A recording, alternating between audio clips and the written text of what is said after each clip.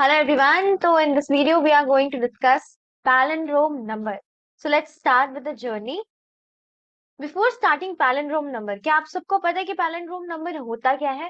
So let's explore more about palindrome numbers. Let's start with the definition.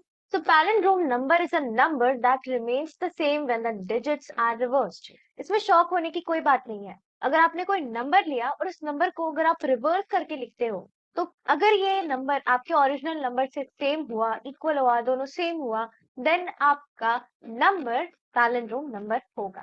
Fine. So let's take an example. Let's have a number 123. Fine. अगर अब इस number को मैं reverse करके लिखूं, यानी कि 3 2 1, इसके डिजिट्स को मैंने रिवर्स कर दिया, तो जो नंबर मुझे मिला, क्या मेरे जो रिजल्टेंट नंबर है और जो मेरे ओरिजिनल नंबर है, क्या ये दो नंबर सेम है? नहीं. So मेरा जो नंबर 123 है, that is not palindrome. Let's take some more examples. 13831. So here we have an example. Let's try to check this out. 1 3, उल्टा करके मैं लिख रही हूँ 138 3 एंड देन 1. क्या ये दो नंबर सेम है? जी हाँ. So this number is palindrome.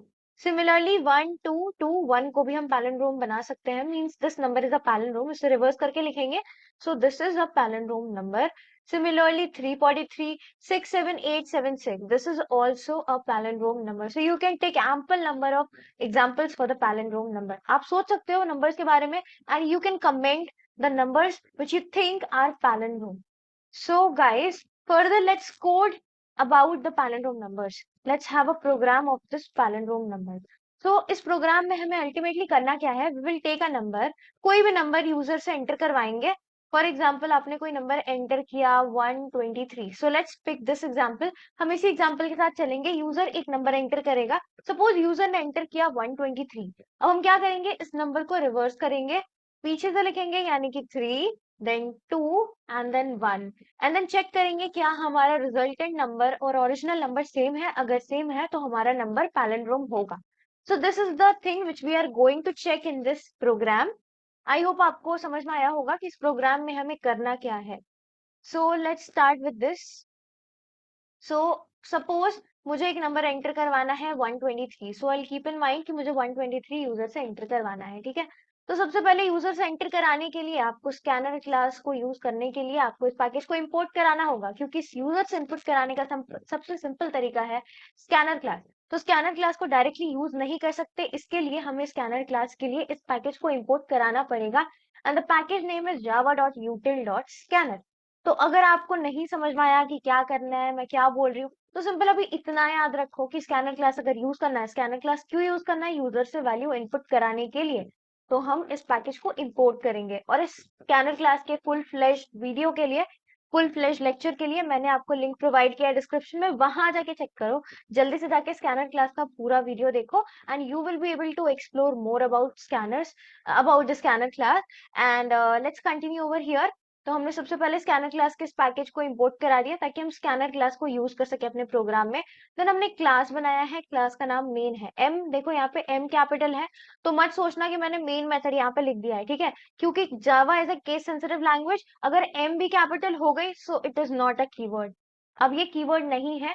That is, अब ये सिंपल एक आइडेंटिफायर है. ठीक है. तो मैंने मेन नाम का क्लास बनाया. मेरी मर्जी, मैं किसी भी नाम का क्लास रख सकती हूँ. आपकी मर्जी, आपको जो क्लास का नाम रखना है वो रखो. लेकिन हाँ, वो एक कीवर्ड नहीं होना चाहिए, वो रिजर्व्ड कीवर्ड नहीं होना चाहिए. फाइन. इसके बाद हमने मेन मेथड बनाया है. फिर स्कैनर क्लास का ऑब्जेक्ट बनाया है. क्योंकि स्कैनर क्लास के मेथड्स को यूज करना है तो भाई डायरेक्टली हम उस स्कैनर क्लास के मेथड्स को यूज नहीं कर सकते. इसके लिए हमें स्कैनर क्लास का ऑब्जेक्ट बनाना पड़ेगा.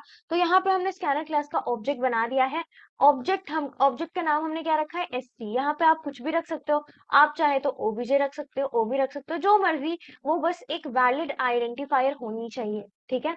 ये लाइन को बस, अगर आपको अभी आपको अगर स्कैनर क्लास डिटेल में नहीं समझना, बस इतना समझना है कि भाई इस प्रोग्राम में करना क्या है, तो इतना समझो कि स्कैनर क्लास का ऑब्जेक्ट बनाया है, स्कैनर क्लास लिखा, स्कैनर लिखा. ठीक है. उसके बाद एससी लिखा. ये इसका ऑब्जेक्ट का नाम है. Equals to new. न्यू का यूज क्यों करते हैं? नया ऑब्जेक्ट बनाने के लिए. अंदर स्कैनर लिख के सिस्टम डॉट इन लिखा है. इसकी मदद से हम वैल्यूज इनपुट करवाएंगे यूजर से. ठीक है. फिर यूजर को एक मैसेज दिखाया, एंटर अ नंबर. तो यूजर को कहा कि भाई जल्दी से एक नंबर एंटर करो. इसके बाद हमने एक वेरिएबल रखा है जिसका नाम है num, इंटीजर टाइप का है, और इसमें हम स्कैनर क्लास की मदद से वैल्यू एंटर कराएंगे। तो मैंने जैसे कि कहा कि स्कैनर क्लास का फंक्शन यूज कराना है, तो सबसे पहले स्कैनर क्लास का ऑब्जेक्ट जो कि हमने क्रिएट किया है, डॉट जो हमें फंक्शन जो भी फंक्शन यूज करनी है, तो यहाँ पे हमें यूजर से इंटीजर वैल्यू इनपुट करानी है, इसलिए हमने नेक्स्ट इंट फंक्शन यूज किया है। ठीक है, आपको अगर फ्लोट फ्लोट एंटर कराना होता तो आप क्या लिखते, sc dot next float, F capital होता, बाकी सारी चीजें स्मॉल में होती। ठीक है, तो इंटीजर करवाना है तो मैंने sc डॉट नेक्स्ट इंट करा। इतना आई होप आपको क्लियर होगा अभी तक। तो मैंने यूजर से वैल्यू एंटर कराने के लिए sc dot next int use किया। Next int function integer value के लिए यूज की जाती है। ठीक है, अब रिवर्स नाम का एक वेरिएबल लिया है, रिवर्स के अंदर अभी इनिशियली वैल्यू 0 है, इसमें हम क्या स्टोर करेंगे, इस नंबर को धीरे धीरे करके सारे डिजिट्स को वन बाय वन हम इसके अंदर पुट ऑन करेंगे, एंड देन हम चेक करेंगे कि जो नंबर हमें मिला है, जो रिवर्स नंबर हमें मिला है, क्या वो हमारे ओरिजिनल नंबर से सेम है या नहीं। ठीक है, फर्दर हमने एक वेरिएबल रखा है n नाम का, इसके अंदर हम नम पास कर देंगे, क्योंकि हम चाहते हैं कि जो हमारा ओरिजिनल नंबर है वो हमें लास्ट तक रिटेन्ड हो। ठीक है, इस चीज को आप आगे समझोगे जब आगे की कोड में समझाऊंगी। अभी बल्कि इतना समझो, ओरिजिनल नंबर को जानने के लिए, लास्ट तक ओरिजिनल नंबर को रिटेन करने के लिए हमने n नाम का वेरिएबल बनाया है। ठीक है, नेक्स्ट हमने वाइल लूप लगाया है। वाइल लूप में एक कंडीशन है, n की वैल्यू 0 से बड़ी होनी चाहिए। I will explain this. यहाँ ये वाले लाइन में ये सारी चीजें क्लियर हो जाएंगी कि क्यों हमने ये कंडीशन डाला है, क्यों हमने यहाँ पे n की वैल्यू नम पास करी है। लेट्स सी मोर। तो यहाँ पे सबसे पहले हमने क्या किया है, लास्ट डिजिट निकालने के लिए हमने उस नंबर का, जो नंबर यूजर ने एंटर किया, फॉर एग्जांपल 121 था ना हमारा नंबर, तो हमने 121 का रिवर्स निकालने के लिए क्या किया है, देखो ध्यान से, हमने इस नंबर को 10 से डिवाइड किया, एंड देन उसका रिमाइंडर फाइंड किया है। ठीक है, आई होप आपको समझ में आया होगा ये चीज। अगर आप किसी नंबर को 10 से डिवाइड करते हो, ठीक है, अगर वो नंबर 10 से डिविजिबल होगा तब तो आपको रिमाइंडर 0 मिल जाएगा, लेकिन अगर वो नंबर 10 से डिविजिबल ना हो तो फिर आपको क्या मिलेगा, लास्ट डिजिट मिलेगा। और कोई नंबर अगर 10 से डिविजिबल होगी यानी कि उसका लास्ट डिजिट 0 होगा। ठीक है, वो तो श्योर है, डैम श्योर है, इतना पता है हम सबको। तो यहाँ पे ये नंबर का आखिरी डिजिट क्या है, 3 है। तो आप खुद से करके देखो, अब 123 को 10 से डिवाइड करो तो रिमाइंडर क्या मिलेगा, 3 ही मिलेगा। ठीक है, तो हमें लास्ट डिजिट मिल गई। तो अब हम क्या करेंगे, हम ना इसे रिवर्स नाम के वेरिएबल के अंदर इसे रखते जाएंगे। ठीक है, तो हम क्या करना चाहते हैं कि रिवर्स जो है उसे धीरे धीरे करके हम, जैसे कि ये आपका वंस प्लेस है, फिर आपका टेंस प्लेस है, फिर हंड्रेड्स प्लेस है, मान लो ये वाले नंबर में ये 3 प्लेसेस है। तो हम चाहते हैं कि सबसे पहले आपकी जो 3 है वो वंस प्लेस में जाए, फिर उसके बाद धीरे धीरे करके फर्स्ट इटरेशन पे जो 3 है वो वंस प्लेस पे गई, फिर सेकेंड इटरेशन पे 3 यहाँ गई, 2 यहाँ पे आ गई, फिर आपको जब आखिरी वाला नंबर मिल गया तो 3 यहाँ चली गई, 2 यहाँ चली गई और 1 यहाँ चली गई, इसलिए हम इसे 10 से डिवाइड करते हैं। अब फर्स्ट स्टेप में रेप की वैल्यू क्या थी, 0 थी, यानी कि 0 को आप 10 से मल्टीप्लाई करोगे तो क्या मिलेगा आपको, 0 ही मिलेगा। ठीक है, यानी कि अल्टीमेटली जो आपका लास्ट डिजिट है वो आपके वंस प्लेस में यहाँ पे आकर बैठ गया। ठीक है, इतना हमने कर दिया। रिवर्स का हमने काम, आधा से ज्यादा काम अभी हमने शुरू कर दिया है। ठीक है, इन प्रोसेस है, अब देखते हैं कि हमें फाइनल आउटपुट क्या मिलता है। ठीक है, हमने ये काम शुरू कर दिया। नेक्स्ट हम क्या करेंगे, यहाँ पे अब देखो, जो हमने लास्ट डिजिट निकाली है, अब लास्ट डिजिट तो हमने हटा दी इस नंबर से, अब हमें लास्ट डिजिट से कोई मतलब नहीं है। ठीक है, क्योंकि एक दूसरे वेरिएबल में वो नंबर जाके स्टोर होते जा रहा है, लास्ट डिजिट धीरे धीरे करके स्टोर होते जा रहा है। अब हमें बचे हुए नंबर यानी कि 12 से मतलब है, तो 12 हमें निकालना होगा, यानी कि 3 को साइड करना होगा इस नंबर से। तो हम क्या करेंगे, जब आप किसी नंबर को 10 से डिवाइड करते हो तो जो आपको क्वेश्चन मिलेगा वो क्या मिलेगा, लास्ट वाला डिजिट हटाकर। देख लो खुद ही, आप डिवाइड करके देखो, 123 को अगर आप डिवाइड करोगे 10 के साथ तो आपको क्या क्वेश्चन मिलेगा, बताओ मुझे। आपको क्वेश्चन मिलेगा 1। ठीक है, 10 से डिवाइड करी तो मुझे क्या मिला, 23 मिला इधर, एंड देन मैंने इसको फिर से 2 से डिवाइड, इसको मैंने क्या किया, यहाँ पे मैंने 20 लिखा, तो मुझे रिमाइंडर क्या मिल गया, 3 मिल गया, तो मुझे क्वेश्चन क्या मिलेगा, 12 एग्जैक्टली। जो आपका आखिरी डिजिट है उसे छोड़ के बाकी नंबर्स मुझे मिल गए। तो ये वाला ये हमेशा एप्लीकेबल होगा। ठीक है, जब आपको लास्ट डिजिट हटा के आपको बस जानना है कि बाकी क्या नंबर्स है, लास्ट डिजिट को हटा के तो आप हमेशा उस नंबर को 10 से डिवाइड कर सकते हो। ठीक है, तो हमने ये चीज किया, एंड देन हमें क्या मिल गया, हमें वो नंबर मिल गया। ठीक है, लास्ट डिजिट को हटाकर। तो इस स्टेप से हमें वो नंबर मिल गया। देखो यहाँ पे जो हमारा ओरिजिनल नंबर था वो हर स्टेप पे वेरिएबल क्या करता है, वेरिएबल के अंदर जो वैल्यू होती है वो अगर आप बाद में उसको मॉडिफाई भी करते हो, तो यहाँ पे जो नम की वैल्यू थी इनिशियली वो क्या थी 123, एंड देन अब क्या हो गई 12 हो गई। इसीलिए हमने जो आपका ओरिजिनल नंबर है उसे दूसरे वेरिएबल के अंदर स्टोर कर दिया कि अब हमें एक गारंटी है कि हाँ हमारा नंबर ओरिजिनल नंबर जो था वो हमें पता चल जाएगा लास्ट तक, क्योंकि हमने उसे एक अलग वेरिएबल में स्टोर कर दिया है। क्योंकि अगर हम नम पे रिलाई करते तो हर बार वैल्यू चेंज होते रहती। ठीक है, अब नेक्स्ट सिचुएशन पे आके चेक करेगा तो आपके नम की वैल्यू अभी 12 है। ठीक है, 12 है अभी इसकी वैल्यू। तो अभी ये जो आपका लूप है ये अभी और चलेगा। अब आपका लास्ट डिजिट निकालेगा तो 2 एक्सट्रैक्ट हो जाएगा। तो 2 एक्सट्रैक्ट हो जाएगा तो क्या होगा, जो आपका रिवर्स की पहले वैल्यू थी, रिवर्स की पहले वैल्यू क्या थी 3 थी, तो उसके साथ आप 10 को मल्टीप्लाई कर दो तो ये टेंस प्लेस में आ गया।